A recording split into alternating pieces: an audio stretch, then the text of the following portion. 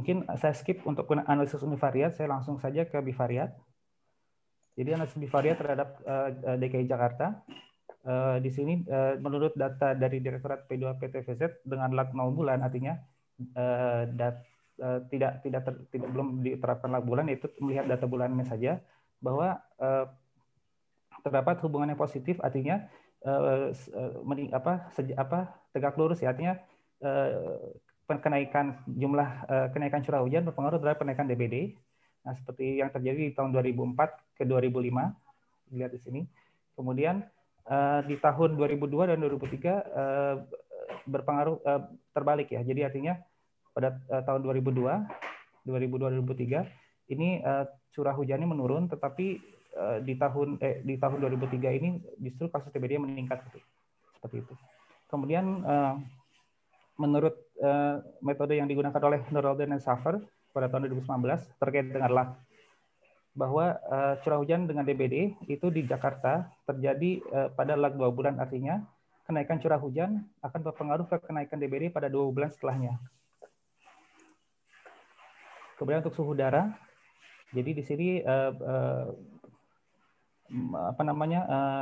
hubungannya positif itu artinya meningkat, suhu meningkat maka DBD meningkat. Di sini terjadi di tahun 2009 dan 1999 sampai dengan 2000.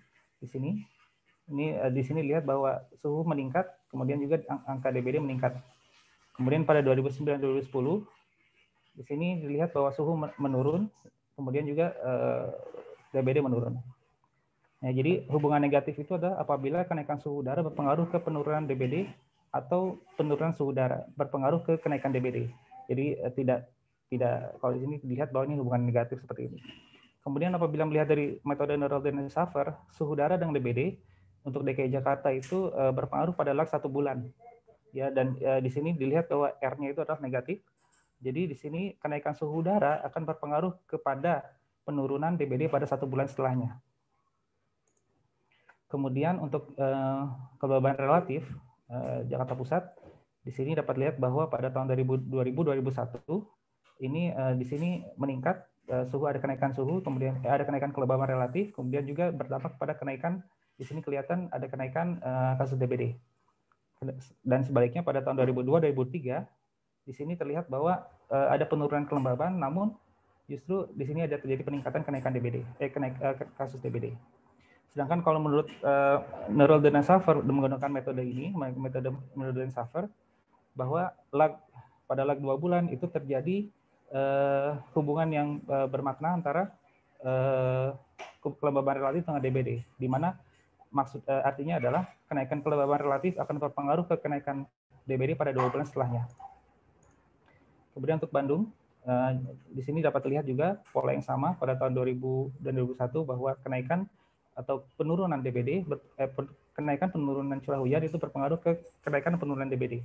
Jadi pada tahun 2000-2001 seperti lihat di sini, maka kenaikan curah hujan maka mengakibatkan kenaikan kasus DBD. Kemudian menurut Norelden dan Schafer, lag pada yang berlaku di sini adalah lag 2 bulan, artinya adalah bahwa kenaikan curah hujan di Kota Bandung itu akan berpengaruh kepada kenaikan DBD pada 2 bulan setelahnya. Kemudian untuk suhu udara, di sini dapat dilihat bahwa pada tahun 2007-2008 di sini kelihatan bahwa ada penurunan suhu dan mengakibatkan penurunan kasus TBD. Kemudian pada 2013-2014 itu terjadi hubungan yang terbalik ya, artinya pada ini suhu naik, tapi kemudian justru kasus TBD menurun gitu. Sedangkan kalau menurut Norelden dan Schafer pada lag 4 bulan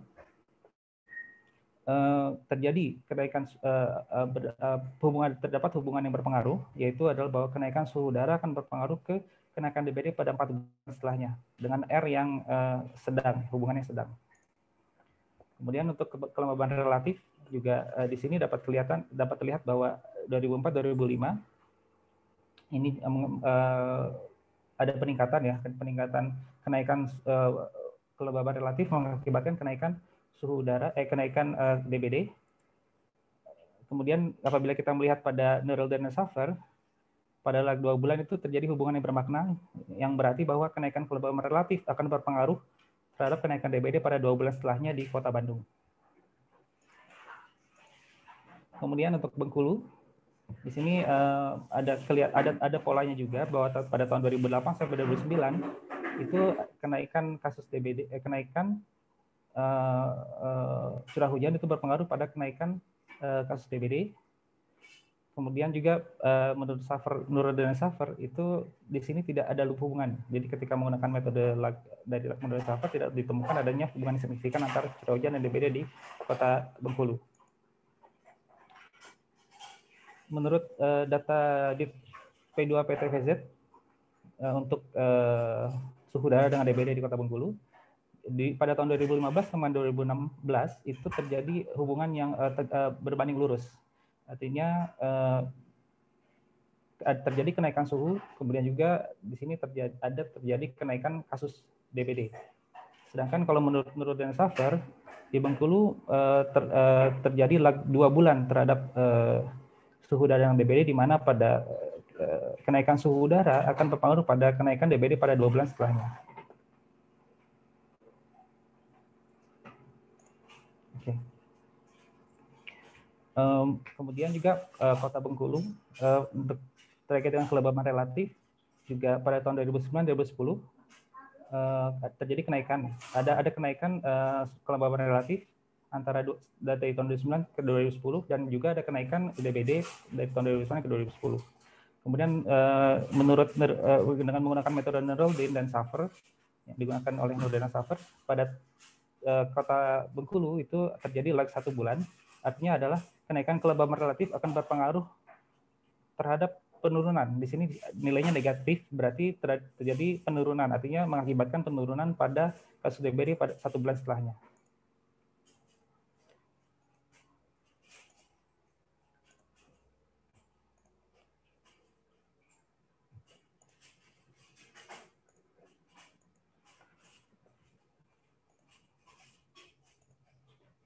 Kemudian mulai masuk ke pembahasan. Di sini dapat dilihat bahwa setelah digunakan lag 2 bulan antara DBD, setelah menerapkan lag 2 bulan terhadap data DBD dan data curah hujan berdasarkan CDC dan kemudian OED, melihat dari bionomic factor, Jakarta Pusat terdapat 15 tahun yang signifikan. Artinya 15 tahun itu signifikan dari total 20 tahun yang diteliti. Kemudian hubungannya sangat kuat, ada 10 tahun di sini. Kemudian hubungan kuat itu adalah 5. Jadi seluruhnya bisa dikatakan kuat dan sangat kuat. Dan seluruhnya nilai positif dalam arti bahwa kenaikan suhu itu, kenaikan curah hujan, itu berpengaruh terhadap kenaikan kasus DBD di 2 bulan setelahnya. Kemudian untuk Kota Bandung, ada 13 tahun yang signifikan, yang nilai P-nya kurang dari 0,05. Hubungan sangat kuat itu ada 4, kemudian hubungan kuat itu ada 9. Gitu. Ya, kalau untuk Bandung ada yang dia bernilai negatif, ya. Artinya bahwa pada kondisi ini maka pertambahan curah hujan itu berpengaruh terhadap penurunan kasus DBD untuk yang warna kuning ini. Ya, jadi yang tertinggi adalah untuk Jakarta itu adalah 0,99 pada tahun 2015, kemudian yang terendah itu adalah hubungannya pada tahun 2002. Untuk Bandung seperti yang tadi, yang tertinggi adalah di tahun 2006, kemudian yang terendah adalah di tahun 2011. Untuk Bengkulu hanya terdapat 3 tahun yang signifikan, yang nilai P-nya di bawah 0,05 dan seluruhnya hubungannya kuat. Seperti ini. Seluruhnya hubungannya kuat, namun ada yang bernilai negatif, yaitu pada tahun 2018. Di sini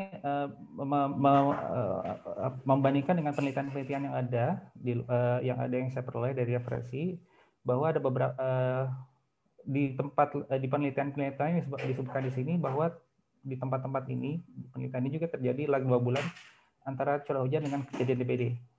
Namun curah hujan tidak terbukti memiliki pengaruh untuk Tuladar, itu dia tidak memiliki pengaruh terhadap kasus DBD di Kota Bengkulu, tidak memiliki pengaruh ya. Artinya curah hujan tidak berpengaruh seperti di Kota Bengkulu ini, sama yang terjadi seperti yang terjadi di distrik Cituan. Kemudian juga di sini curah hujan mempengaruhi jumlah nyamuk, kemudian diperlukan 14 hari kurang lebih terkait dengan bionomik faktor dari hujan turun sebagai 2-3 minggu ya sampai menjadi usia dewasa. Kemudian curah hujan sangat tinggi justru akan menyebabkan populasi terbawah arus banjir, sehingga harusnya kasus DBD menurun. Jadi curah hujan terlalu tinggi pun intensitas tinggi berdampak negatif sebetulnya terhadap perkembangan nyamuk. Kemudian untuk telur nyamuk Aedes memiliki ketahanan yang tinggi terhadap kondisi kering, sehingga dapat bertahan hidup dalam beberapa bulan tanpa adanya air. Kemudian untuk suhu udara terkait dengan DBD, di sini dengan melihat 2 bulan bionomic factor, berdasarkan bionomic factor, maka di sini ada di Jakarta Pusat ada 10 tahun yang signifikan, kemudian hubungan sangat kuat ada 3 tahun, kemudian hubungan kuat itu adalah 7 tahun, dan seluruhnya bernilai negatif. Gitu. Artinya kenaikan suhu berpengaruh negatif terhadap perkembangan nyamuk DBD. Kemudian untuk Kota Bandung, di sini ada 2 tahun signifikan, yaitu nilainya di 0, yang ada 2 tahun yang signifikan, dan seluruhnya berhubungan kuat. Ya, jadi kalau di Kota Bandung ada 2 tahun yang signifikan. Sedangkan untuk Kota Bengkulu ada 2 tahun yang signifikan juga, dan seluruhnya hubungannya kuat. Di sini penelitian-penelitian yang mendukung terhadap yang sama dengan Kota Bandung ini adalah terkait dengan lag 4 bulan ini adalah yang terjadi di Sabah, di Kota Tuan Sabah. Kemudian suhu udara berpengaruh positif terhadap kasus DBD di Kota Bengkulu pada lag 2 bulan juga. Pada lag 2 bulan ini sama dengan yang terjadi di Selangor.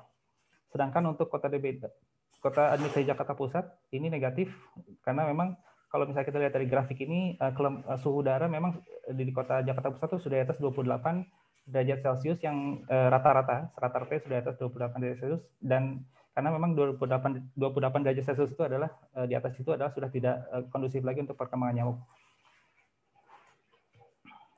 Tingginya suhu udara ambien dapat mengakibatkan meningkatkan suhu air, ya. Kemudian juga suhu udara itu mempengaruhi kondisi bertelur, dan kemudian juga simulasi penenasan dan replikasi virus. Kenaikan suhu lokal sebagai dampak dari El Nino juga membuat nyamuk Aedes menjadi lebih kuat sehingga mempunyai kemampuan terbang lebih jauh dan frekuensi menggigit yang lebih sering.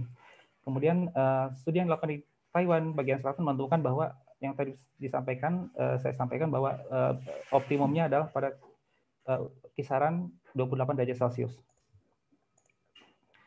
Kemudian untuk kelembaban relatif untuk DBD, maka bisa lihat bahwa Jakarta Pusat 13 tahun. Jadi pada lag 2 bulan ini 13 tahun signifikan. Hubungan kuatnya ada 9, kemudian hubungan sangat kuatnya 9, hubungan kuatnya 4. Kemudian untuk Bandung ada 10 tahun yang signifikan. Kemudian hubungan yang sangat kuat itu ada 7 dan hubungan kuat itu ada 3. Bengkulu itu hanya 2 tahun yang signifikan dan seluruhnya hubungan kuat. Pengaruh kelembaban relatif terhadap DBD.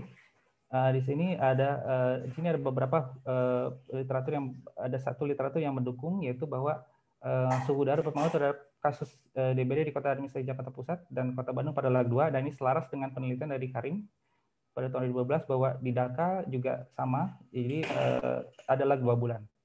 Kemudian sedangkan berbeda dengan di Bengkulu, bahwa suhu udara berpengaruh negatif di Bengkulu. Ini juga sebetulnya selaras dengan penelitian Tosepu yang ada di Kota Bengkadari, walaupun hubungan tidak signifikan. Kelembaban relatif mempengaruhi tingkat bertahan nyamuk, kemudian aktivitas menggigit, dan hal itu yang memungkinkan nyamuk betina menjadi yang sudah terinfeksi virus untuk bisa melalui lebih dari 1 kali siklus replikasi virus. Di sini dapat dilihat bahwa memang Bengkulu yang warna kuning ini kelembabannya cukup tinggi. Jadi memang itu yang mungkin menyebabkan itu berpengaruh negatif terhadap DBD di Kota Bengkulu.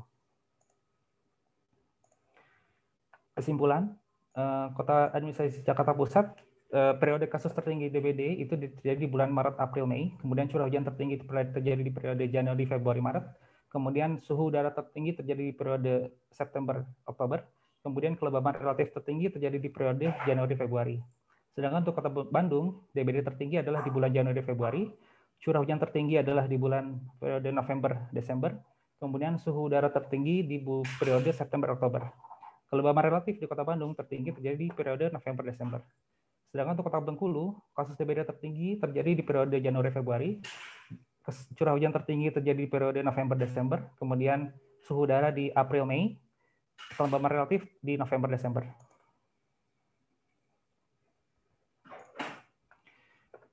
Berikutnya adalah terkait dengan curah hujan di curah hujan dengan DBD di Kota Administrasi Jakarta Pusat. Di sini dapat lihat bahwa di Kota Administrasi Jakarta Pusat hubungan yang terkuat adalah pada lag 2 bulan, yaitu sebesar R 0,448, sedangkan di Kota Bandung adalah pada lag 2 bulan sebesar 0,387. Di Kota Bengkulu tidak ada hubungan yang signifikan. Sedangkan untuk pengaruh suhu udara terhadap DBD di Kota Administrasi Jakarta Pusat itu terjadi di lag 1 bulan, dan R-nya adalah negatif. Kemudian untuk Kota Bandung lagnya 4 bulan, R-nya sama dengan 0,22, hubungannya sedang. Kemudian Kota Bengkulu lag 2 bulan 0,41.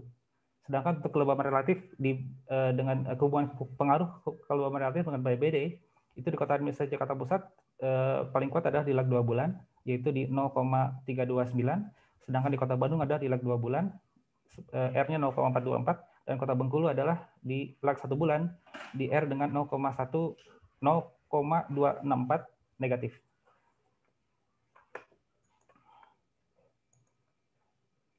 Saran yang saya cantumkan di sini untuk Direktorat P2 PTVZ adalah dapat mendorong keberlanjutan pelaksanaan penelitian ini di Kota Administrasi Jakarta Pusat, Kota Bandung, dan Kota Bengkulu dengan memberikan dukungan dalam hal penyediaan data DBD dan perizinan penelitian di masa mendatang. Kemudian juga dapat mendorong pelaksanaan penelitian dan menggunakan metode ini di berbagai wilayah endemis DBD lainnya di seluruh Indonesia, karena setiap wilayah memiliki karakteristik dan variasi iklim yang berbeda-beda. Sedangkan saran untuk Dinas Kesehatan yang saya tulis di sini adalah upaya pencegahan dan mitigasi epidemi DBD dapat direncanakan dengan mempelajari dinamika klimatologis dan puncak kasus DBD sebagai berikut. Jadi Kota Administrasi Jakarta Pusat dapat dilakukan sejak bulan Januari dalam rangka mengantisipasi puncak kasus DBD di periode bulan Maret-April. Sedangkan untuk Kota Bandung, upaya pencegahan dan mitigasi dapat dilakukan sejak bulan September dalam rangka mengantisipasi puncak DBD di periode bulan Januari-Februari. Sedangkan untuk Kota Bengkulu dapat dilakukan di periode bulan November dalam rangka mengantisipasi puncak DBD di periode bulan Januari-Februari. Kemudian saran berikutnya untuk Dinas Kesehatan adalah diharapkan Dinas Kesehatan dapat membangun basis data yang lebih detail dan akurat terkait dengan angka bebas jentik dalam unit bulanan sehingga dapat dianalisis dengan data DBD yang juga dalam unit bulanan melalui upaya koordinasi yang baik dengan pihak puskesmas dan pelibatan masyarakat. Kemudian diharapkan juga Dinas Kesehatan dapat menjalin koordinasi yang baik dengan Direktorat Pencegahan Pengendalian Penyakit Tular Vektor dan Zoonosis sehingga basis data terkait DBD dapat diintegrasikan atau terintegrasi. Kemudian saran untuk penelitian akademisi, penelitian ini telah memperoleh hasil yang bermakna. Oleh karena itu, penelitian dan metode ini perlu dilakukan di berbagai kota dan kabupaten lain di Indonesia untuk mempelajari dinamika faktor klimatologis terhadap kejadian DBD di wilayahnya masing-masing. Penelitian terhadap Kota Administrasi Jakarta Pusat, Kota Bandung, dan Kota Bengkulu tersebut perlu dilanjutkan untuk tahun-tahun berikutnya sehingga dapat dipelajari tren iklim terhadap dinamika DBD di ketiga kota tersebut di masa mendatang. Kemudian perlu dilakukan penelitian dengan menggunakan analisis multivariat sehingga dapat memprediksi kenaikan kasus DBD di Kota Administrasi Jakarta Pusat, Kota Bandung, dan Kota Bengkulu berdasarkan dinamika klimatologis yang terjadi di ketiga wilayah tersebut. Mungkin itu aja dari saya. Terima kasih, Prof. Assalamualaikum warahmatullahi wabarakatuh.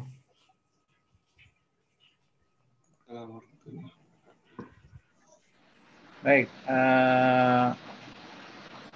23 menit.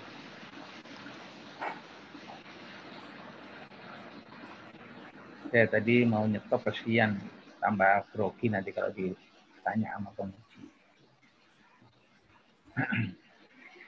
Oke,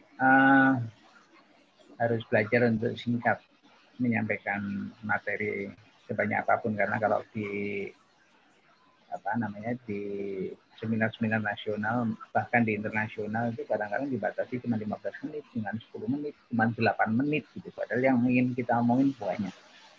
Nah, karena Anda sudah akan menjadi S2 yang nanti mau tidak mau juga akan berkecimpung dengan jejaring ilmuwan ya. Kalau sudah S2 kan sudah mulai masuk ke jejaring ilmuwan, harus membiasakan diri.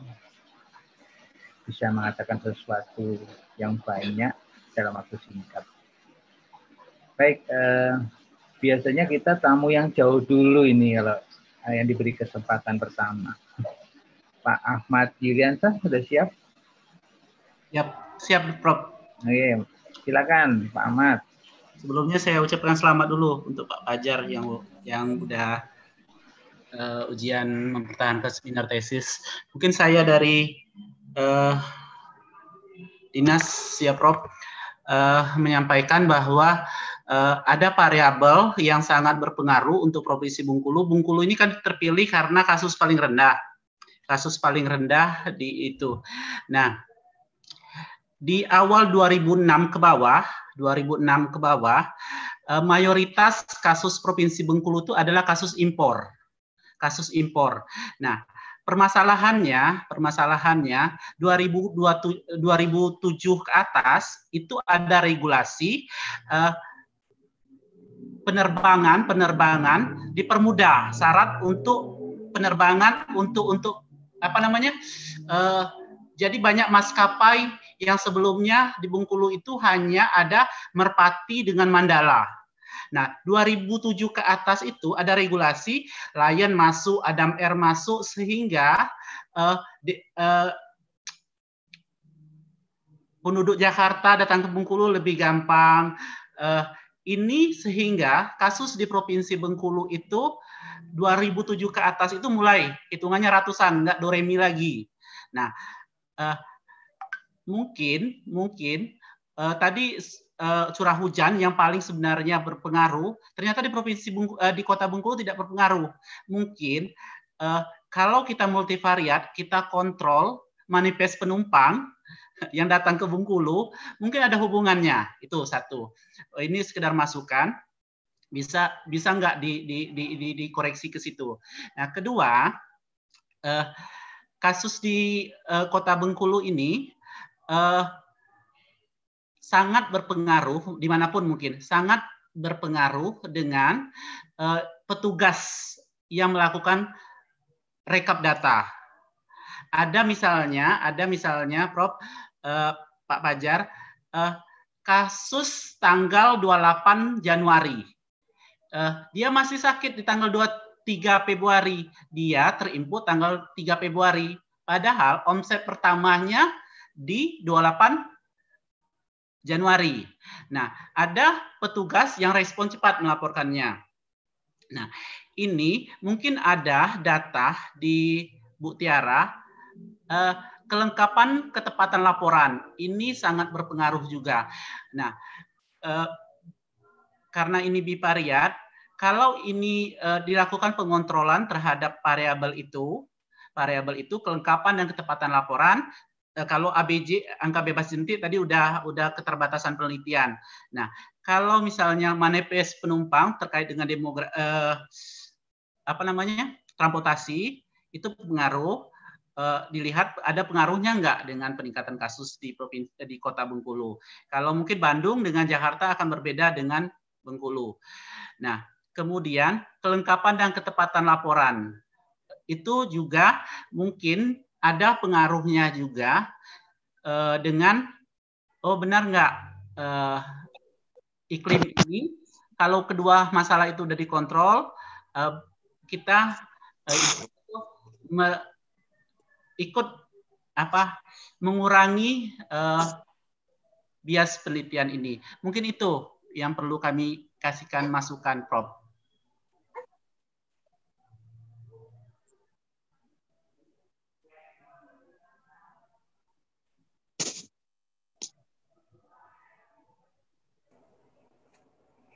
Saya langsung menanggapi atau bagaimana, Prof?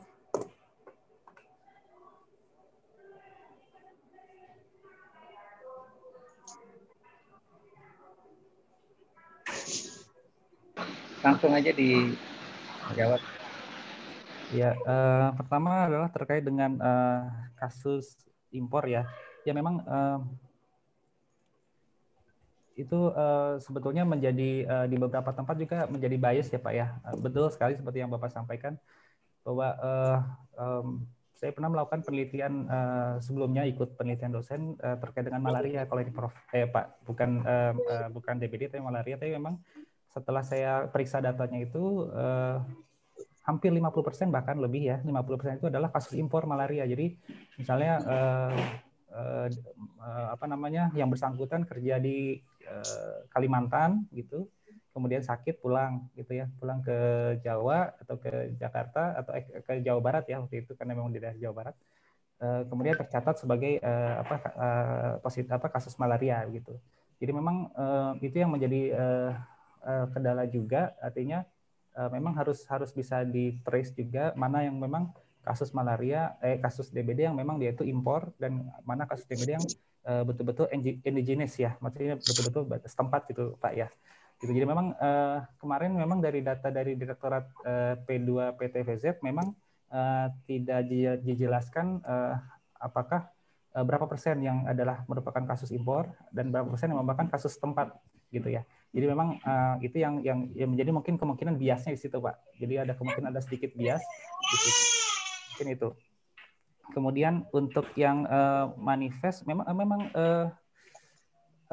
mobilitas masyarakat dewasa ini ya Pak, yang begitu sangat cepat ya, kita sangat mudah berpindah dari satu tempat-tempat lain, itu memang berkontribusi terhadap penyebaran penyakit gitu di wilayah-wilayah. Jadi seperti misalnya COVID aja Pak, awalnya kan hanya di DKI Jakarta, terus kemudian sekarang udah menyebar ke semua wilayah karena memang pergerakan manusia itu dari satu pulau ke pulau lain naik pesawat gitu ya, kemudian akhirnya menularkan di wilayah-wilayah tersebut. Itu memang kemudahan teknologi, kemudahan transportasi sekarang itu memiliki dampak yang besar terhadap penyebaran penyakit dewasa ini gitu. Beda kalau zaman dulu Pak. Kalau zaman dulu kan mungkin kita masih jalan kaki atau mungkin naik kuda ya. Jadi relatif tidak terlalu ini. Tapi kalau lihat yang sekarang ini yang kita sistem transportasi yang begitu canggih sekarang ini, yang begitu cepat, sangat mudah sekali untuk terjadinya penularan penyakit di wilayah-wilayah yang memang awalnya itu jauh dari tempat asalnya begitu. Jadi memang itu yang perlu disadari juga ya. Dan memang di sini tadi Bapak menyinggung terkait dengan studi multivariat ya, memang di dalam harapan saya memang tadi di saran itu ada yang melanjutkan Pak. Jadi bisa melanjutkan sampai nanti ke multivariat itu. Jadi bagaimana nanti akhirnya kita bisa melihat dinamika itu di dalam satu formula. Jadi bagaimana mereka saling berinteraksi variabel-variabel tersebut untuk bermengaruhi DBD. Cuman memang saya perlu sampaikan juga bahwa memang tujuan dari penelitian ini adalah studi ekologi.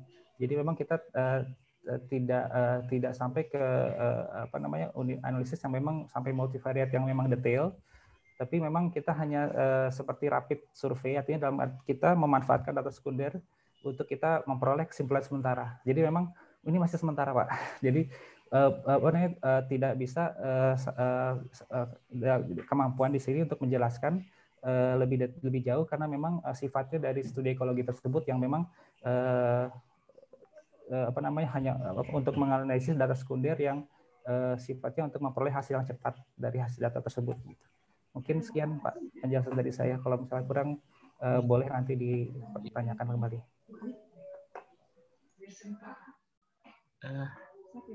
Pak Fajar, saya masukkan untuk di pembahasan kalau misalnya Subdit punya data kelengkapan dan ketepatan laporan, kenapa ini tidak berpengaruh? Ternyata di Bengkulu ketepatan kelengkapan laporannya kurang sekian. Nah, kalau misalnya untuk di pembahasan, kalau ternyata tidak berpengaruh suhu curah hujan, ternyata di Bengkulu itu ternyata mobilisasi penduduknya itu mulai bergerak di tahun sekian, sehingga ternyata perkiraan kita adalah ternyata banyak kasus impor di tahun sekian. Bukan benar ada pengaruhnya curah hujan ini dengan ini punya alasan tertentu. Itu maksudnya. Kalau punya data-data tersebut.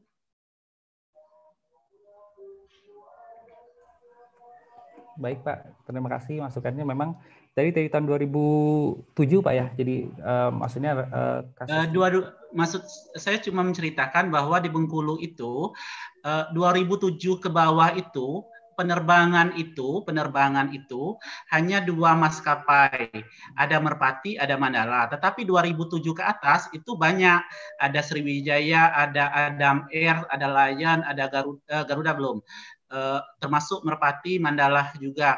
Nah, ternyata pas itu sejalan juga dengan peningkatan kasus di Bengkulu. Kasus di Bengkulu itu mulai meningkat di tahun 2007 ke atas. Gitu. Oh, iya. Ya memang selaras Pak dengan yang tadi Bapak sampaikan, bahwa memang di data saya juga memang mulai 2007 itu mulai ada peningkatan ya, mulai ada peningkatan kasus DBD yang tercatat di Kota Bengkulu ya. Cuman memang di situ saya tidak memperoleh informasi apakah terima kasih atas informasinya Pak. Jadi memang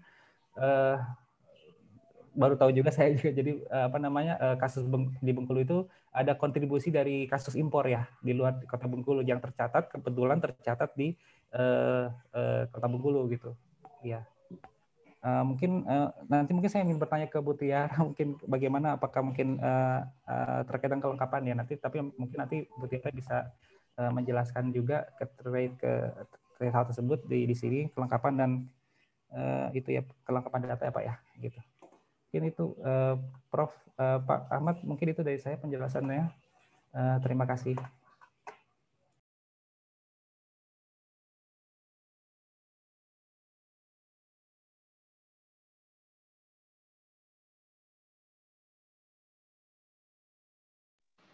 Sudah ya?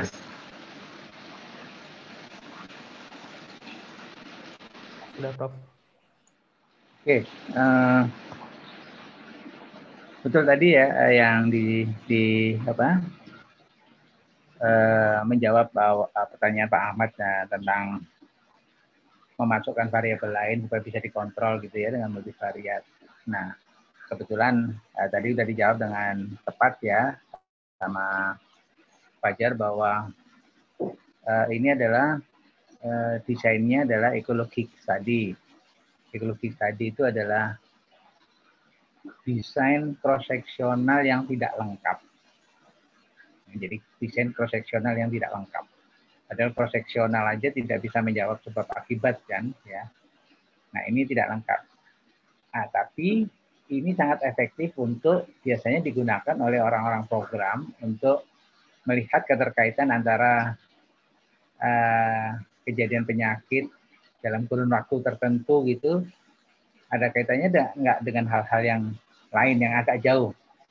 Jadi dalam hal ini misalnya keterkaitan dengan iklim, keterkaitan dengan katakanlah misalnya dengan ekonomi, itu masih mungkin juga gitu. Jadi apakah pendapatan penduduk meningkat per tahunnya itu kemudian ada kaitannya dengan penyakit tertentu yang diderita oleh penduduk. Nah, ini kan hal-hal yang sebenarnya kalau dari sisi ilmunya kesehatan masyarakat yang selalu mengandalkan kepada plausibility ya.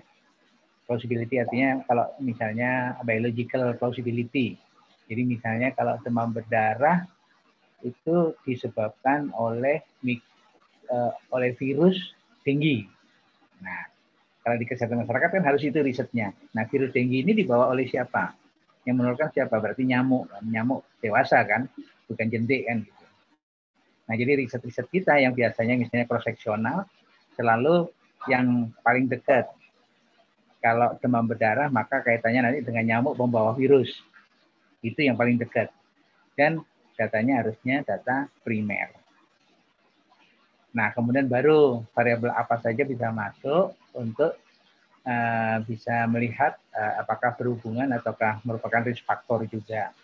Jadi dengan multivariat dan sebagainya. Nah, kalau yang ecologik tadi hanya mengkaitkan secara cepat data sekunder yang ada dengan data sekunder lain yang tersedia, terus kemudian ada fenomena hubungan nggak ini? Kalau ada, kemudian baru ditindaklanjuti oleh riset-riset yang data primer. Jadi sebenarnya ini adalah studi yang membantu untuk mengevaluasi program, ya, untuk mempertanyakan atau untuk memunculkan pertanyaan-pertanyaan yang bisa ditindaklanjuti oleh satu riset yang lebih valid datanya dengan data primer. Nah, Fajar udah bisa menjawab rupanya inti dari ilmu desain studi ini. Baik, mohon maaf saya harus lari sana lari sini karena ada pasien di rumah. Istri saya sekarang lagi isolasi mandiri. Sekarang waktunya untuk mensuplai extra fooding ya. Dia kan harus di kamar sana. Saya harus lari sana, manasin di microwave, macam lah. Jadi saya sambil mohon maaf. Berikutnya Ibu Tiara, silakan. Ya, baik. Terima kasih Prof. Budi untuk waktunya. Pertama-tama selamat untuk Mas Fajar ya, sudah bisa, ini rangkaian akhir ya dari studi ya, mudah-mudahan lulus ya Mas Fajar ya, berhasil mempertahankan tesis. Saya membaca tesis yang dikirimkan, saya menikmati membaca tesis itu ya. Jadi karena saya juga baru mau setahunan nih Prof di arbovirosis, sebelumnya saya lama di program lain, dan jadi saya sambil banyak belajar dan saya senang membaca tesis yang disampaikan karena menurut saya dalam literature review-nya baik, lalu juga kalau lebih ke metode segala saya yakin sudah baik karena sudah dibimbing ya, sudah proses pembimbingan. Tapi dalam penulisan literature review-nya juga cukup kaya, dan studinya sendiri menarik. Tadi sudah ditambah jelaskan oleh Prof. Budi, dan jadinya saya tahu lah ya kira-kira ini memang tujuannya atau dari desain itu apa saja yang akan disampaikan dan lain-lain. Dan menurut saya dengan menggunakan data yang cukup panjang itu menjadi semakin kelihatan gitu kan ya hubungan-hubungannya, jadi baik sekali. Dan mungkin sedikit meluruskan dulu tadi yang terkait, sebelum saya bertanya ya, yang terkait istilah indigenous cases dalam dengue. Memang saya belum setahun sih ya, cuman selama diskusi sepanjang 1 tahun ini saya mau berdiskusi tentang dengue atau demam berdarah dengue, belum menggunakan istilah indigenous case sebenarnya. Karena kalau dengue ini kan saat ini Indonesia negara endemis, menyebar di 34 provinsi, walaupun memang secara tidak merata. Beda dengan malaria. Kalau malaria kan memang sudah ada tinggal spot-spot daerah endemis, lalu untuk pembuktian bahwa dia sudah semakin menuju reduction of case sama eliminasi, itu membandingkan mana yang indigenous case, mana yang kasus import ya, seperti itu. Jadi mungkin kita nggak bahas indigenous case, jangan punya pemikiran indigenous case dulu di sini atau imported case.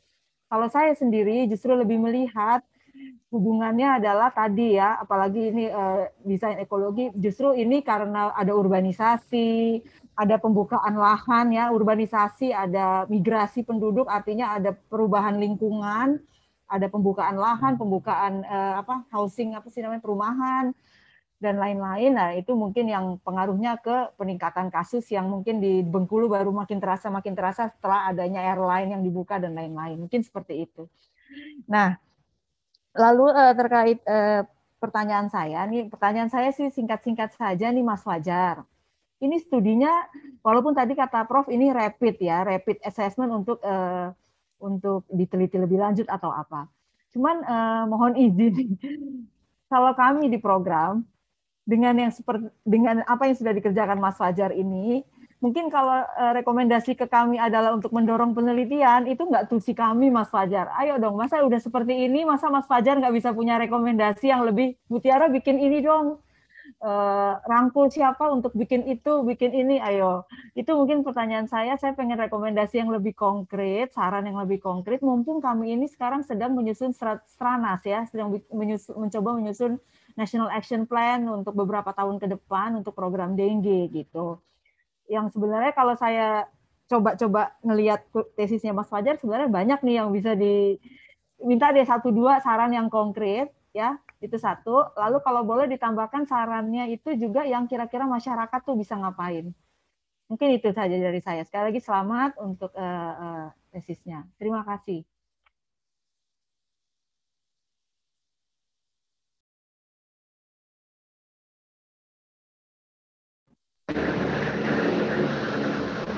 Silakan Mas saja dijawab. Ini kok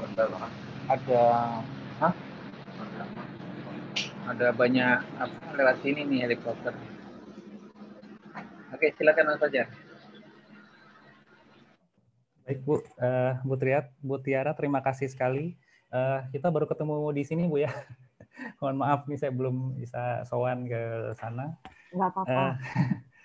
Jadi terima kasih Bu kalau misalnya tulisan saya berkesan di Ibu. Ya, artinya memang itu banyak sekali masukan dari Prof, kemudian jadi Bu Ririn sebagai penguji juga terkait dengan hal ini. Jadi memang kontribusi beliau berdua sangat besar terhadap tesis saya. Kemudian untuk yang saran itu saya memang itu masalah saya dari awal Bu. Jadi bingung, agak sedikit bingung gitu untuk memformulasikan satu saran-saran yang memang konkret untuk stakeholders per stakeholders itu Bu ya.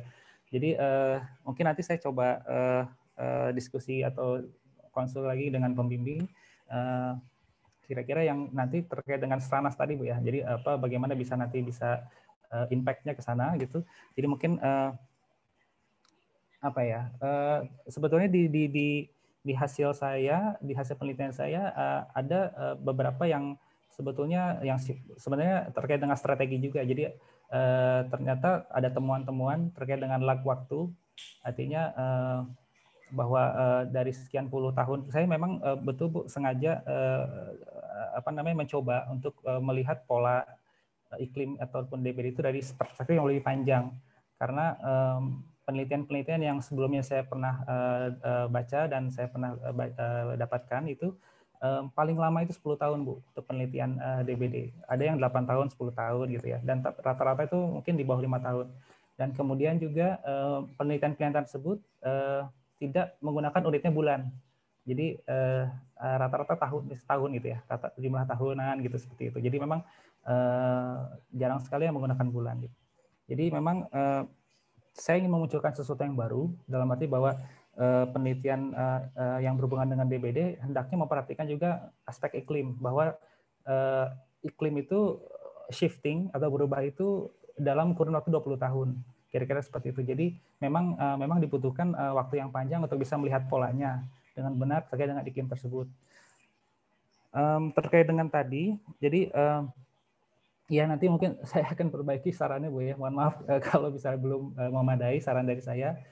Saya mencoba untuk nanti mungkin mengelaborasi dari yang hasil penelitian saya yang terkait dengan lag time ya. Jadi sebetulnya tadi sudah saya sampaikan juga di dalam tesis bahwa apabila kita ingin mengantisipasi atau melakukan pencegahan terhadap terjadinya outbreak atau puncak kasus di bulan-bulan yang sudah menjadi rutin di setiap dalam 20 tahun tersebut, maka kita bisa melakukan langkah-langkah pencegahan itu 2 bulan sebelumnya, atau misalnya 4 bulan sebelumnya, 3 bulan sebelumnya, sesuai dengan hasil studi yang saya sampaikan gitu. Mungkin itu yang bisa yang bisa saya kaitkan dengan penelitian saya terkait dengan saran. Jadi bagaimana mungkin dari pihak Kemenkes, kemudian kemudian pihak Dinas Kesehatan bahu-membahu bersatu padu misalnya gitu dengan masyarakat untuk aware bahwa puncaknya bulan ini gitu ya. Puncak dari DBD bulan ini, kemudian kita mungkin bisa melakukan langkah-langkah pencegahan itu kalau kita sudah prepare beberapa bulan sebelumnya gitu. Jadi mungkin kira-kira seperti itu Bu. Mungkin kata-katanya saya belum bisa menemukan seperti apa, tapi idenya kira-kira seperti itu. Artinya kita harus bisa aware nih kira-kira bulan ini nih, kalau bulan Januari sekarang kan kebetulan puncak curah hujan Bu ya. Kebetulan saya tinggal di Bogor, hujan terus Bu. Jadi memang saya seperti menyaksikan sendiri penelitian saya.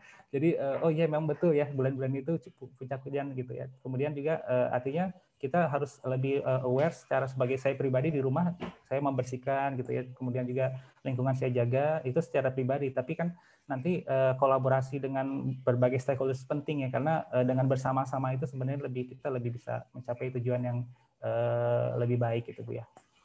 Kemudian masyarakat juga sebetulnya itu masuk ke dalam situ. Jadi bagaimana akhirnya masyarakat mendapatkan wawasan bahwa ini loh puncak-puncak DBD itu bulan-bulan ini dan seyogyanya kita mempersiapkan diri dari beberapa bulan sebelumnya supaya kita tidak terjadi pada bulan-bulan tersebut itu misalnya puncak DBD. Jadi kita sudah tanda kutip meramal, tanda kutip memprediksi dan kita memberikan wawasan kepada masyarakat bagaimana mereka supaya berperilaku ya dalam kurun waktu tersebut, misalnya bulan September mungkin dari bulan November untuk menjaga supaya itu tidak terjadi outbreak nanti di bulan-bulan yang menjadi puncak kasus DBD. Mungkin Ibu itu Bu penjelasan dari saya. Mohon maaf kalau misalnya masih kurang dari sarannya. Keterbatasan saya di situ Bu. Terus terang untuk saran itu kadang-kadang saya bingung. Terima kasih. Baik, terima kasih. Prof, boleh saya menambahkan sedikit, Prof? Menanggapi sedikit ya, baik. Baik, terima kasih Mas Fajar. Jadi sebenarnya kalau saya baca dari depan sampai belakang, itu tuh sebenarnya bisa dielaborasi memang dari apa yang dibahas, cuma mungkin nggak tertuang ya. Dan kalau saya, tadi jawabannya bagus sekali, jadi maksud saya, kalau itu rekomendasinya bisa langsung bunyi, ya, kita kan positive thinking nih, bisa aja tesisnya Mas Fajar kalau misalnya bisa diakses gitu terus dibaca, yang membaca juga mungkin tidak terbatas hanya pada orang kementerian atau hanya pada orang dinas, tapi bisa pada tokoh masyarakat misalnya, milenial atau siapapun, mereka bisa tahu apa yang kira-kira bisa mereka kerjakan untuk pencegahan ya, mitigation-nya dan juga ya untuk inilah maintenance supaya dengan taunya lack of time dan segala macam kasusnya nanti nggak terlalu tinggi dan lain-lain. Mungkin itu. Terima kasih, itu saja dari saya, Prof. Terima kasih. Ya, terima kasih Bu Tiara. Jadi sudah nge-link tuh Pak Mas Fajar. Siapa tahu bisa membantu Subdit Arbovirosis untuk mengutak-atik datanya dan kemudian ditindaklanjuti dengan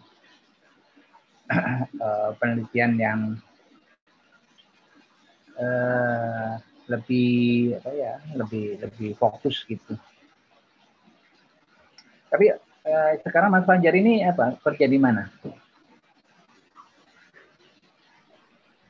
Saya di FKM UI Pak, Prof. Di FKM? Ya, di pusat kajian, Prof. Di mana? Di pusat kajian. Oh, pusat kajian. KBIK kalau nggak salah ya Mas Fajar. Iya betul Pak. Lihat. Oh, oke. Ya cocok itu.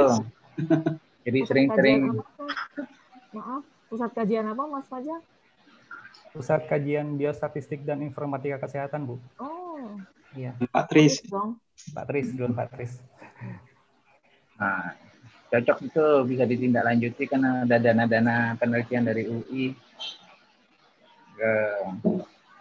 Jadi networkingnya di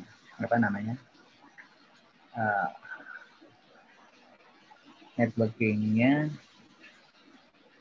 bisa diperlancar, jadi semakin didekati supaya bisa membantu apa yang diperlukan di program. Baik, terima kasih Bu Tiara.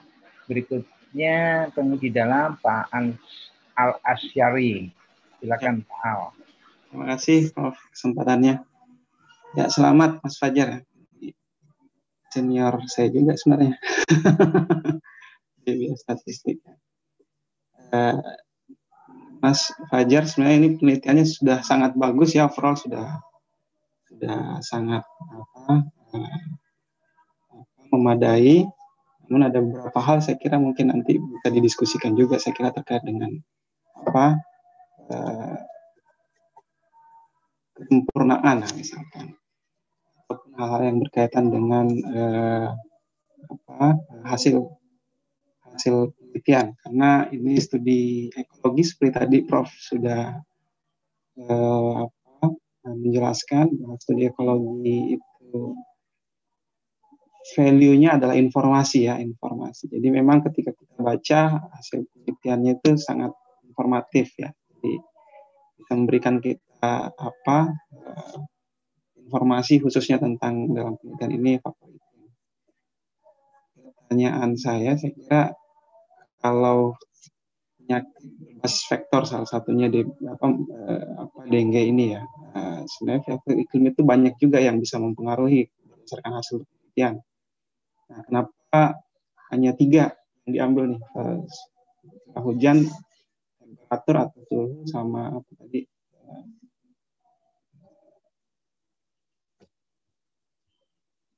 Sama kelembaban. Ada misalkan angin misalkan juga bisa meniup dan seterusnya. Kemudian juga ada sinar matahari. Temperatur pun juga ada temperatur minimum, temperatur maksimum kalau nggak salah di data BMKG itu ya. Karena saya lihat macam-macam datanya. Temperatur pun ada 3 kalau nggak salah, ada minimum, maksimum, average. Kemudian ada curah hujan yang sekarang kita lihat, kemudian ada sinar matahari, ada yang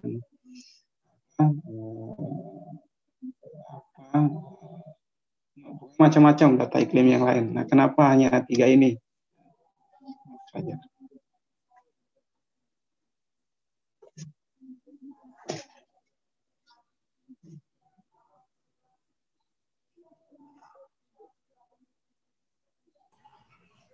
Izin menjawab, Prof.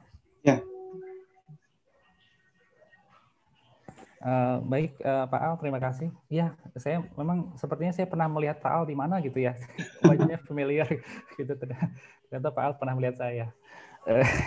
Jadi memang betul Pak Al. Jadi di data BMKG itu memang banyak sekali variabel yang bisa kita ambil. Jadi ada betul tadi ada terkait dengan arah angin, kemudian juga ada pencahayaan ya, sinar matahari, kemudian juga ada itu pun seperti kelembaban itu sebenarnya ada kelembaban minimum, maksimum. Kemudian suhu udara juga ada minimum, maksimum, dan kemudian juga curah hujan juga sama, ada curah hujan minimum, maksimum. Cuman memang di dalam data BMKG itu sebetulnya satuannya itu ada harian, Pak. Ya, betul. Ya. Harian. Jadi memang di setiap hari itu ada nilai minimum dan maksimumnya, gitu sebetulnya gitu. Sehingga memang di beberapa literatur pun ada beberapa penelitian yang menggunakan nilai minimum, nilai maksimum, gitu. Tapi banyak juga yang melakukan penelitian menggunakan rata-rata saja. Jadi teknisnya ketika saya mengolah data, saya memang mulai dari data individu, dari data harian, Pak.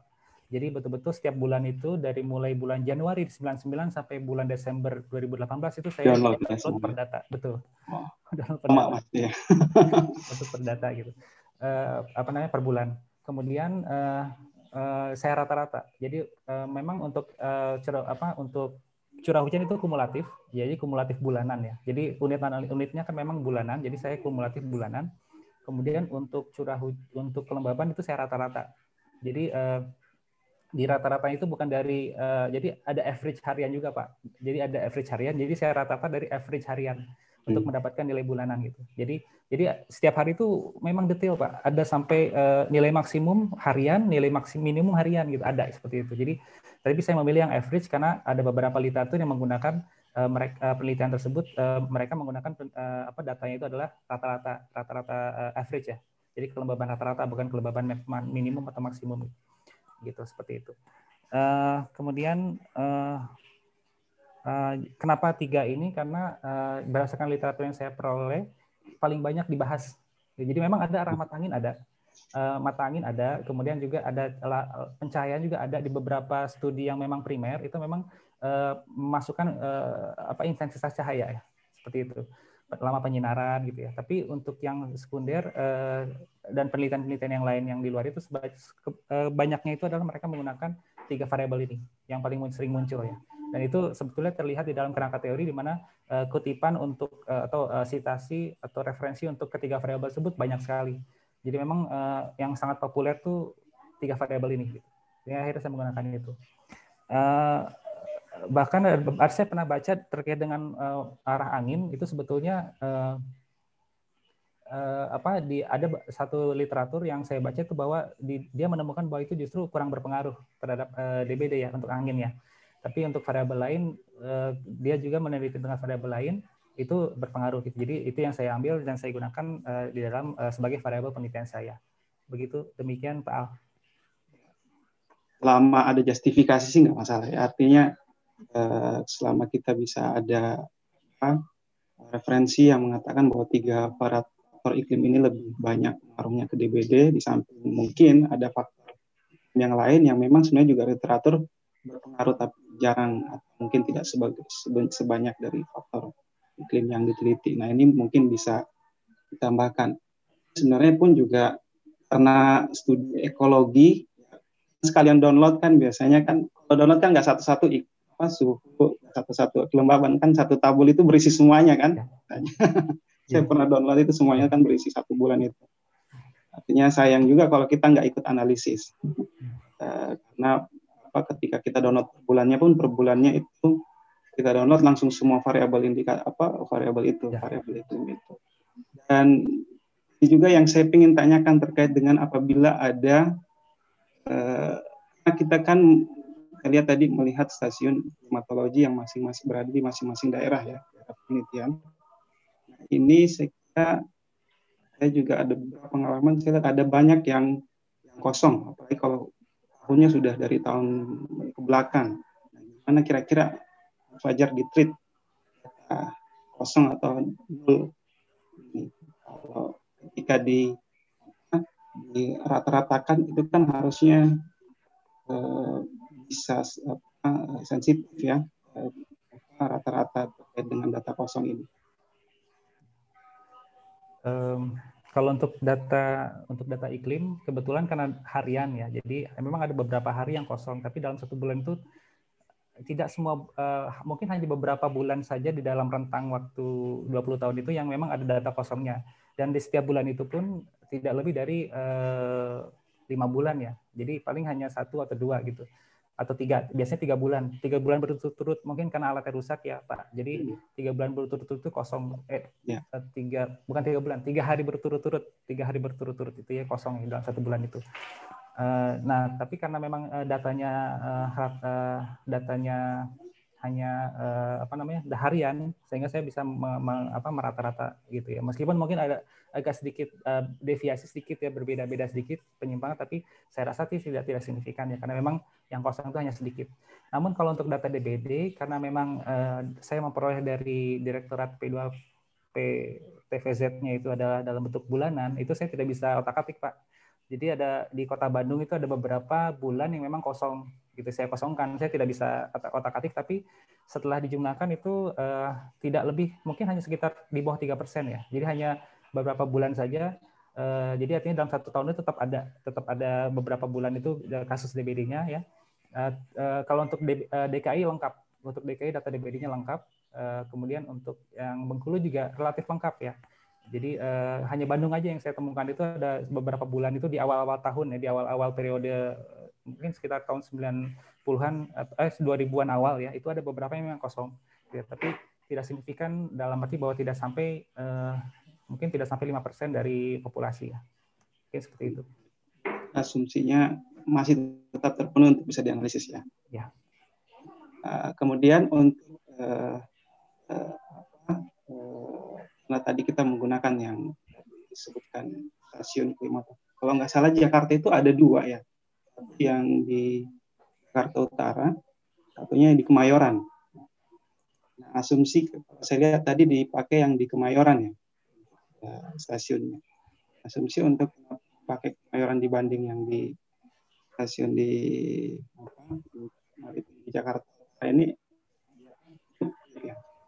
Nah, saya nggak tahu kalau yang di Bengkulu sama yang di Bandung. Nah, biasanya daerah-daerah besar seperti kota-kota besar itu punya stasiun klimatologi lebih dari 1. Asumsi yang dipakai Mas Fajar, kalau misalkan Kemayoran itu apa?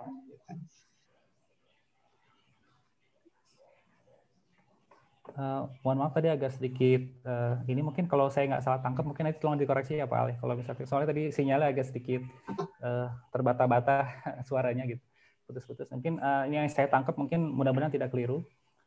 Mohon izin untuk menyampaikan dalam menampilkan kembali PPT-nya Prof.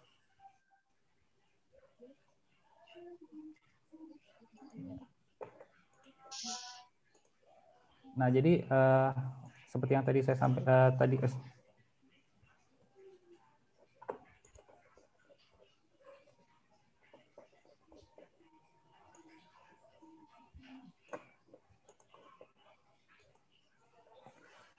Jadi memang di kota Jakarta, di DKI Jakarta, Provinsi DKI Jakarta ada 3 stasiun Pak Al. Oh iya. Ada stasiun yang paling utara Halim, itu ada Priuk, yang stasiun Kemayoran. yang utara itu Tanjung Priuk, kemudian yang di tengah itu Kemayoran, kemudian yang di paling ujung bawah itu adalah Halim, begitu.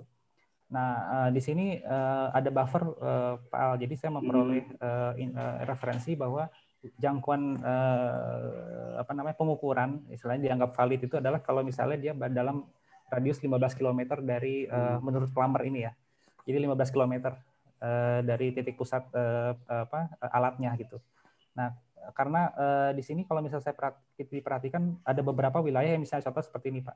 Kalau misalnya saya manggil Jakarta Timur, maka ini sebetulnya ada beberapa stasiun yang ada apa ya? Jadi misalnya yang ini setengahnya ini oleh stasiun Tanjung Priok, kemudian yang bawahnya ini ya, yang ini ada juga oleh stasiun Halim Perdana Kusuma gitu. Jadi ada beberapa wilayah itu yang paro-paroan gitu Pak. Jadi setengah-setengah gitu ya. Sehingga akhirnya saya khawatirnya itu nanti menjadi sulit untuk saya analisis karena ada 2 yang mencatat itu. Ada 2 stasiun yang mencatat. Sehingga akhirnya saya memutuskan bahwa saya mengambil yang betul-betul memang utuh gitu ya. Dia tidak terlingkupi, dia hanya dia administrasinya itu utuh dilingkupi oleh satu wilayah stasiun jangkauan stasiun ini. Maka saya pilih Jakarta Pusat dengan stasiunnya adalah Kemayoran begitu. Dan itu pun sama juga untuk yang lain pun sama. Jadi untuk di Bengkulu ini di kota Bengkulu sebenarnya ada 2 Pak Al. Jadi ada stasiun klimatologi Bengkulu sama satu lagi mungkin yang saya lupa tuliskan di sini adalah stasiun meteorologi Fatmawati kalau nggak salah. Jadi dan saya pilih yang klimatologi Bengkulu ini karena dia posisinya paling tengah-tengah. Jadi di tengah-tengah dan syaratnya adalah dia harus melingkupi 100% wilayah kota Bengkulu. Nah, gitu. Jadi makanya saya pilih itu. Jadi kota Bengkulu saya pilih, kemudian juga stasiunnya saya pilih adalah klimatologi Bengkulu. Gitu.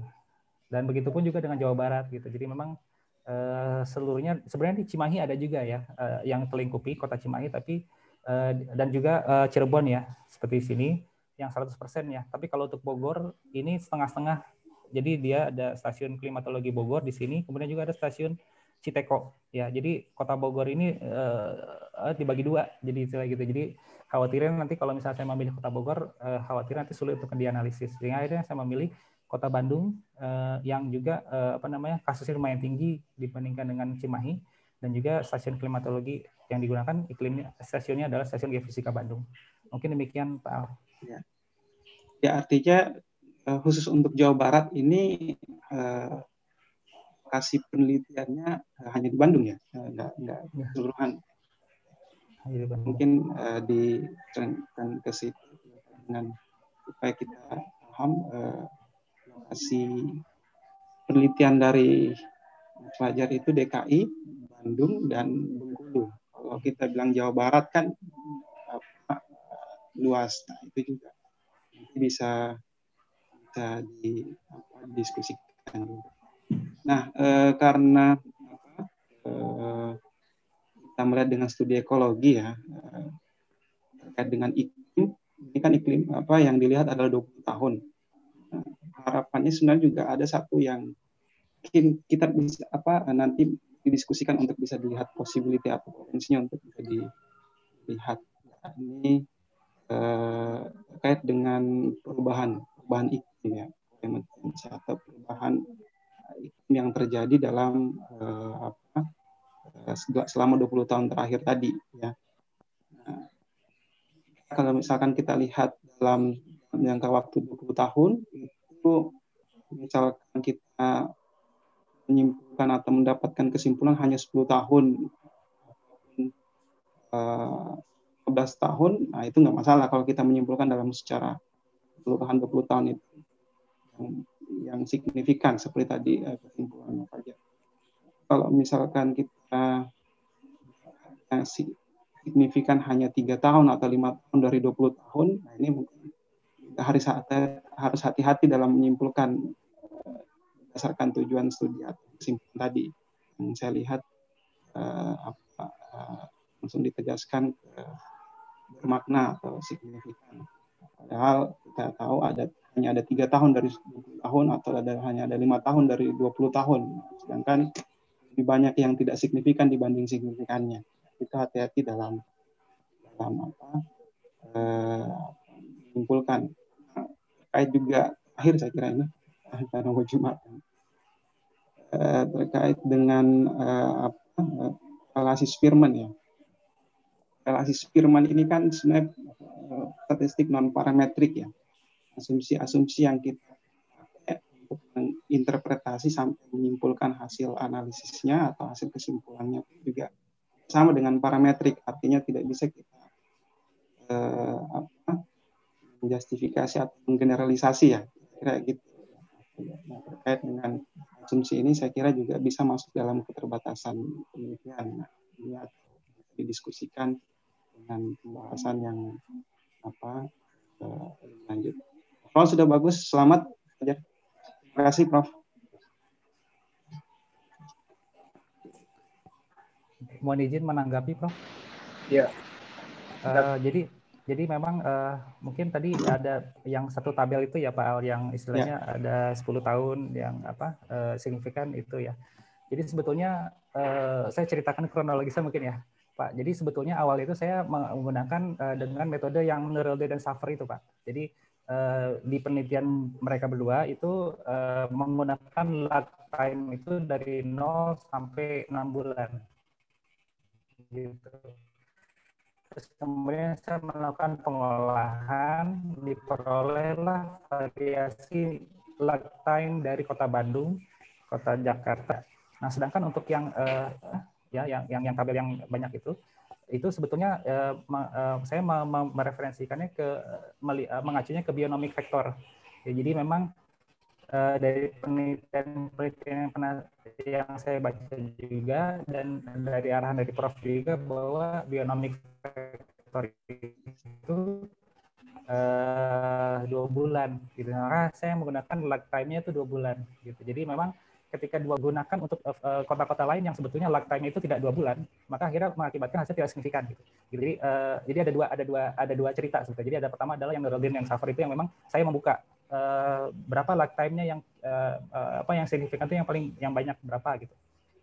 Sehingga akhirnya muncul variasi dalam lag time. Nah, ketika berikutnya tahap keduanya adalah saya memasukkan semuanya itu ke dalam lag time 2 bulan gitu. Nah, ketika ada kota yang tadinya itu lag time misalnya 4 bulan, ketika masuk ke dalam perhitungan yang 2 bulan tadi, maka dia menjadi tidak signifikan. Karena sebenarnya posisi dia itu adalah pasnya di 4 bulan gitu lag time-nya. Sedangkan yang 2 bulan itu adalah untuk membuktikan terkait dengan bionomic factor itu apakah berpengaruh. Nah, ternyata di DKI itu berpengaruh karena memang lag 2 bulan banyak yang signifikan DKI ya. Ada 15 tahun dari 20 tahun itu yang 2 bulan tadi, yang model 2 bulan tadi itu memang selaras dengan yang saya temukan juga di pengolahan data yang menggunakan metode yang digunakan oleh Nurulde dan Saffer tadi. Oh, bahwa memang betul DKI Jakarta itu memang lag time-nya 2 bulan. Gitu. Mungkin itu Pak. Jadi memang seolah-olah beda ya, tapi sebetulnya satu rangkaian cerita yang saya coba pertegas lagi tuh. Saya nangkep ada yang dibuka, ada yang pakai lag time. Artinya lag time kita memposisikan bahwa terjadinya efek dalam hal ini DBD itu akibat dengan faktor itu yang ditarik mundur 2 bulan kan. Nah, kira-kira seperti itu.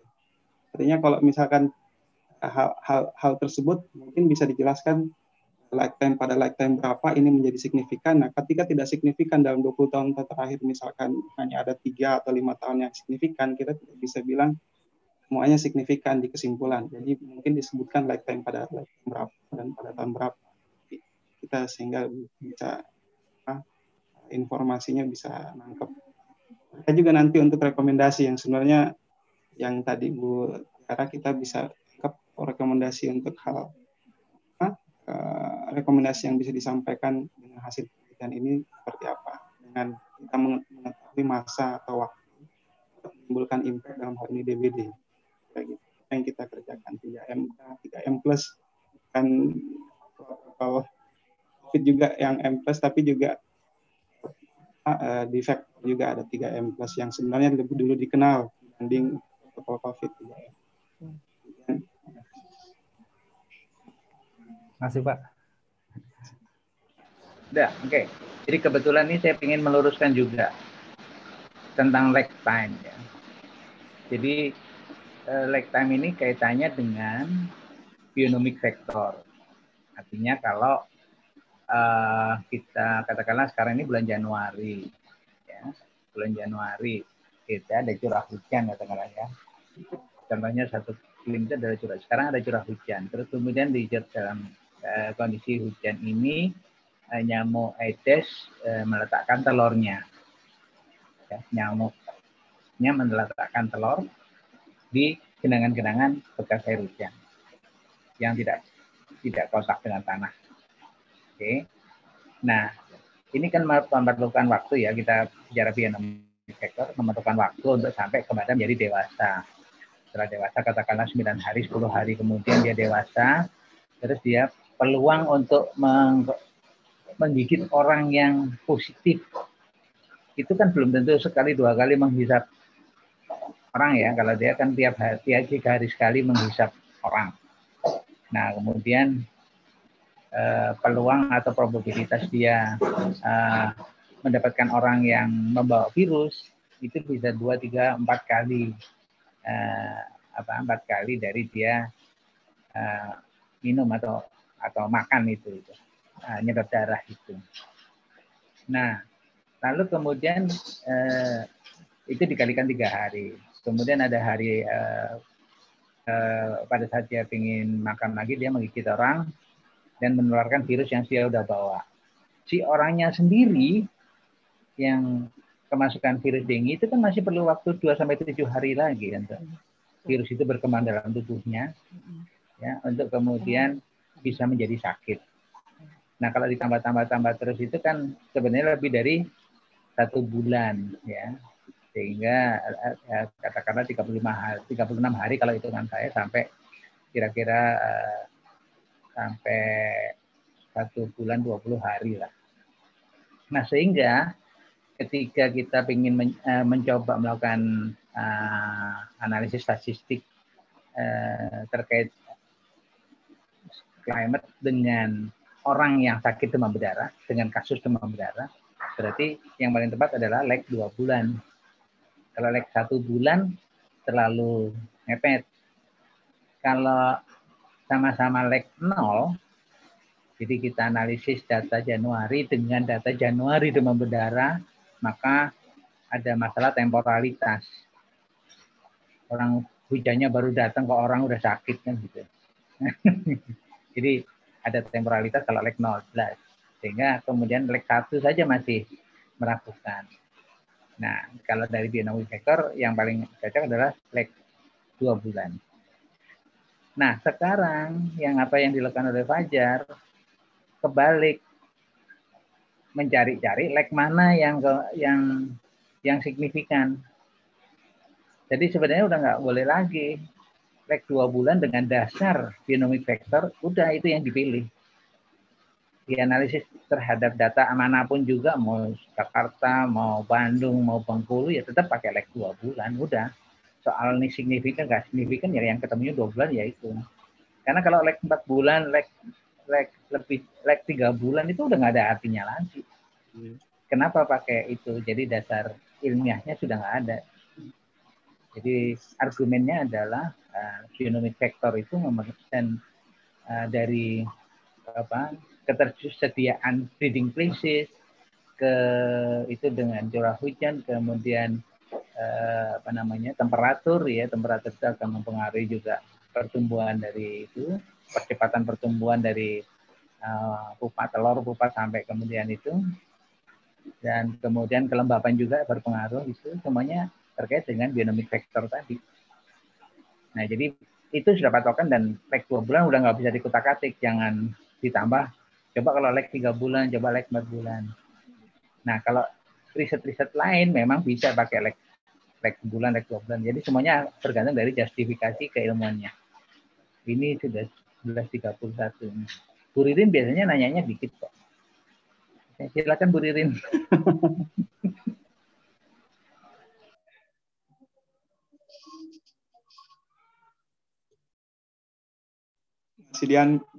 Masih di mute.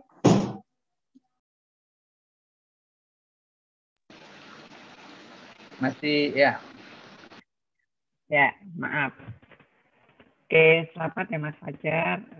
Sudah sampai pada tahap akhir dan akhirnya kita bisa sidang. Semoga pertanyaan saya juga benar sih, tidak banyak, cuma satu kali ya.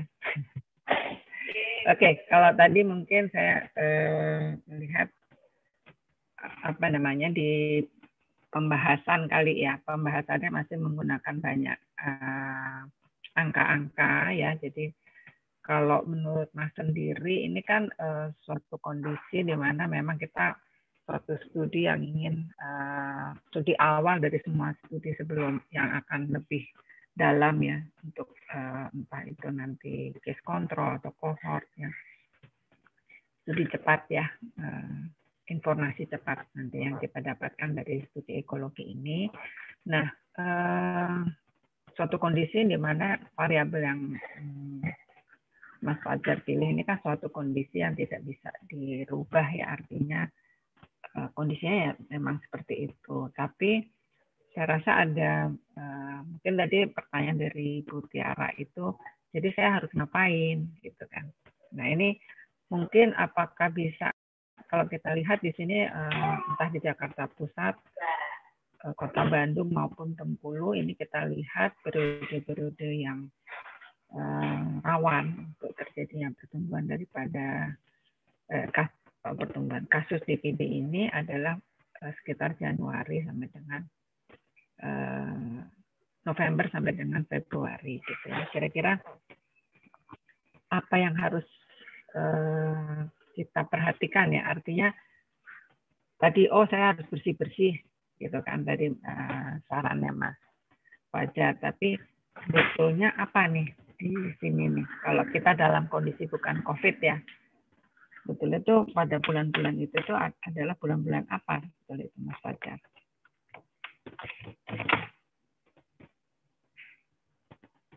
Halo. Sehingga nanti pembahasannya lebih bisa masuk gitu. Pada bulan-bulan itu kan kita seperti tadi Pak Ahmad menyatakan ini banyaknya kasus impor gitu ya. Pada bulan-bulan itu kan kita banyak libur ya, bulan akhir tahun gitu ya. Jadi terjadi migrasi orang ya. Jadi artinya itu kan saran-sarannya bisa ke dinas pariwisata misalnya begitu ya, tempat-tempat umum ya, untuk bukan hanya masyarakatnya saja tapi tempat-tempat umum itu mulai dilihat ya, artinya nih supaya tidak terjadi ya, kalau ada orang sakit tapi nyamuknya nggak ada kan ya nggak apa-apa gitu ya. Tapi kalau misalnya ada nyamuknya, ada orang yang sakit jalan-jalan terus ada nyamuknya ya pastinya akan terjadi kasus itu ya. Jadi apa namanya, bisa menjawab yang tadi gitu ya, lebih fokus ya, dan kemudian juga berbeda mungkin tadi kayak Mas Al kan mengatakan 20 tahun rentangnya jauh banget ya gitu. Oke, nggak apa-apa sih, cuman bisa juga kalau pembahasan itu kita potong-potong, karena mungkin dengan bertambahnya tahun, transportasi kepadatan kendaraan juga makin padat gitu ya, kepadatan penduduk juga makin padat, ada perbedaan mungkin di situ ya. Jadi artinya pembahasannya memang global bagus ya, 20 tahun ini membaca secara tepat gitu. Tapi bahwa apa yang terjadi sih tadi seperti Pak Ahmad sampaikan, di tahun sebelum 2007, sesudah tahun 2007 terjadi seperti ini gitu kan. Nah itu bisa kebaca di situ. Jadi artinya bahwa makin dengan perkembangan transportasi itu kita semakin mudah terjadinya sistem penularan. Gitu. Mungkin itu ya, karena kalau saya lihat kan dari kesimpulannya itu entah dari suhu, dari faktor suhunya itu hampir sama semua gitu ya. Kemudian curah hujan juga demikian. Tapi jadi harapannya sih memang di pembahasan itu lebih mengupas yang menarik data sekunder lainnya yang membantu untuk supaya ini lebih hidup ya di pembahasannya, tidak dikutik hanya saja di dalam masalah iklim, karena iklim ini suhu kelembapannya nggak bisa diapa-apain lagi sih gitu ya.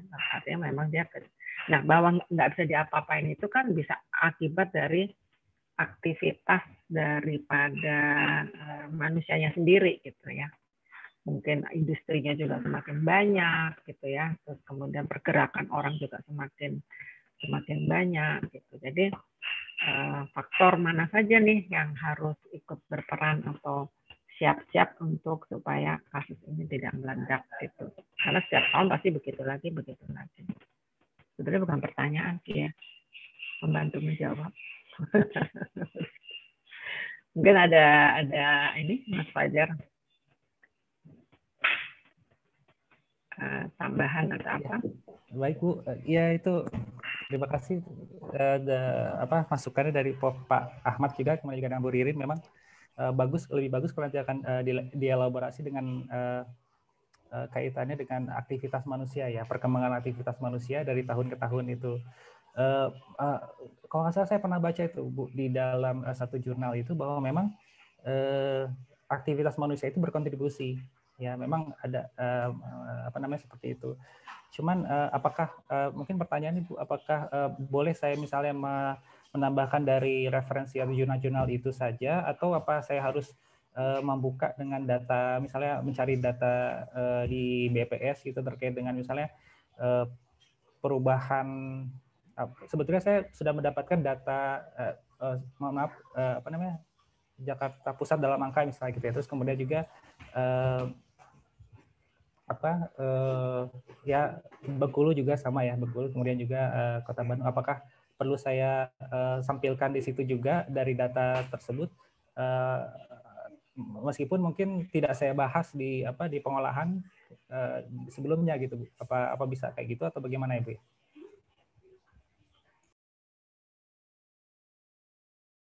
Belum kedengeran Ibu, mohon maaf.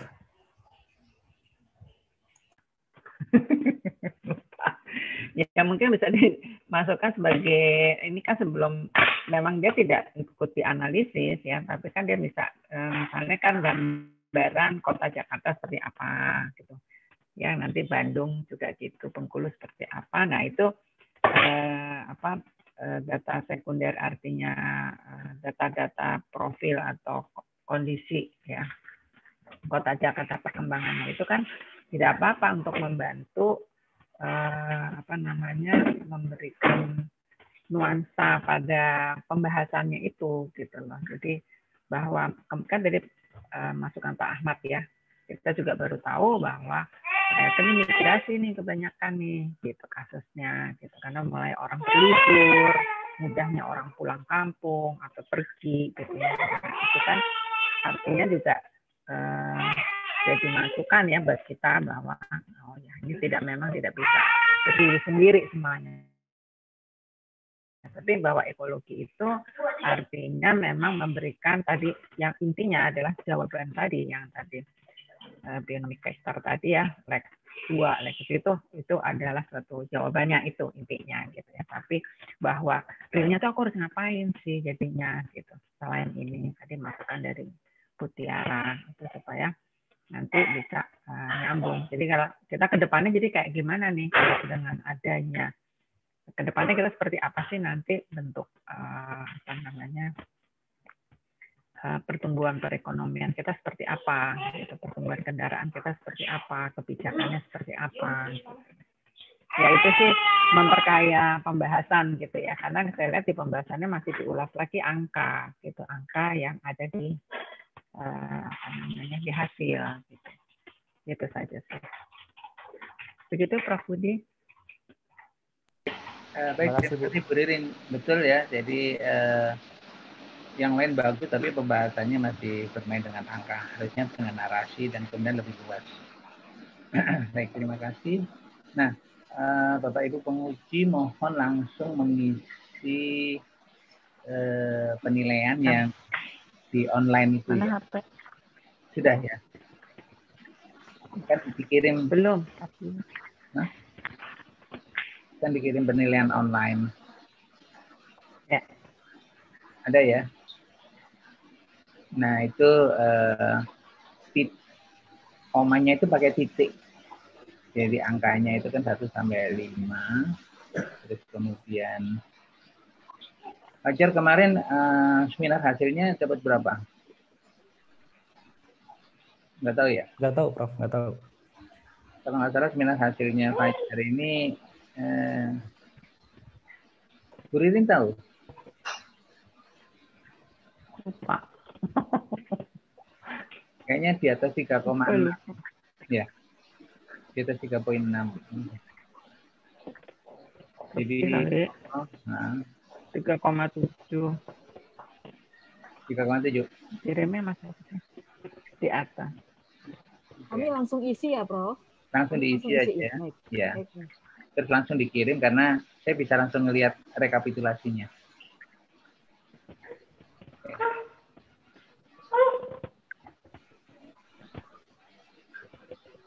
Silakan diisi. Saya juga lagi nyari di mana dia.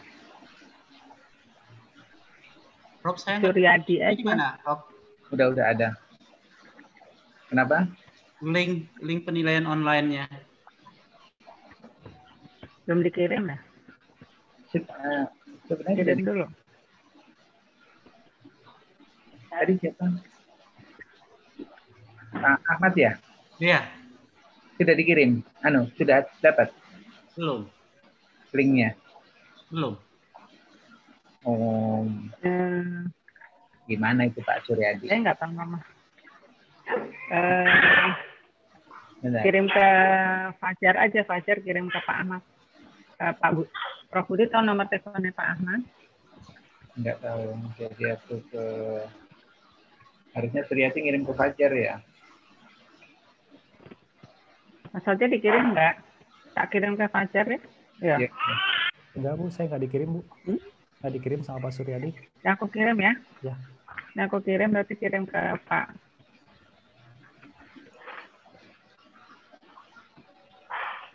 Kalau Bu Tiara sudah dapat. Nah, itu Bu Tiara dapat. Pak Al? Sudah. Oh, belum dapat. Saya sudah, Prof. Pak Ahmad ganti nomor HP enggak? Enggak, Bu. Gitu ya. Itu Fajar, Ibu udah kirim. Fajar, Sudah kirim. Sudah saya kirim ke Pak Ahmad, Bu. Oh iya, terima kasih. Baru masuk. Saya sudah kirim di chat juga Pak Ahmad. Mau buka chat di Zoom. Sudah saya kirim. Ya, sudah terima. Oke. Nah, itu penilaiannya di atas.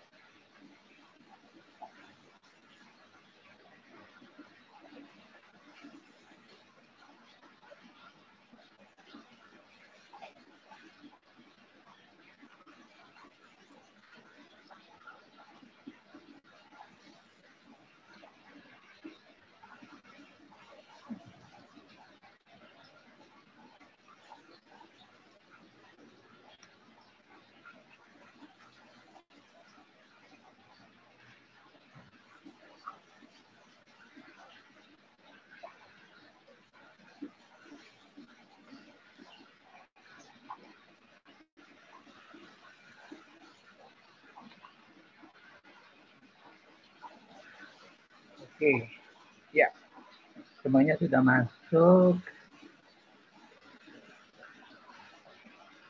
Ini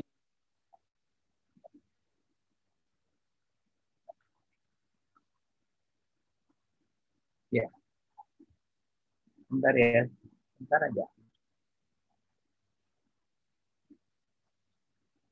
Saya harus gunakan kalkulator.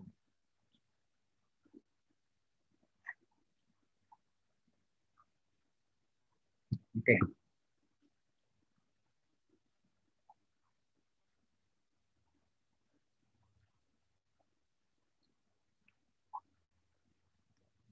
Baik, saya sudah terima semua nilainya dan Fajar dinyatakan lulus dan sudah barang tentu perbaikan-perbaikan masih lumayan loh Fajar ya. Tadi dari Bu Tiara lebih kepada yang saran ya, harus lebih mendarat dan operasional. Terus kemudian Pak Ahmad tadi juga kalau ada keterkaitan dengan penjelasan-penjelasan tentang lebih banyaknya imported cases ya, itu juga akan bisa ditarik di pembahasan ya. Jadi apapun yang didapati itu di hubungan climate dengan PDB-nya di Bengkulu itu masih ada keterkaitan dengan hal lain di tahun-tahun tertentu. Jadi itu nanti bisa kemudian dari Pak Al terkait dengan data-datanya. Tapi data yang didapat semuanya terisi ya. Nggak ada data yang bolong ya, Pak Fajar. Untuk DBD ada Prof di beberapa di 1, 2, 3 bulan kalau nggak salah di selama tahun itu tapi tadi udah terjawab ya. Oke, terus kemudian dari Bu Ririn pembahasan harus benar.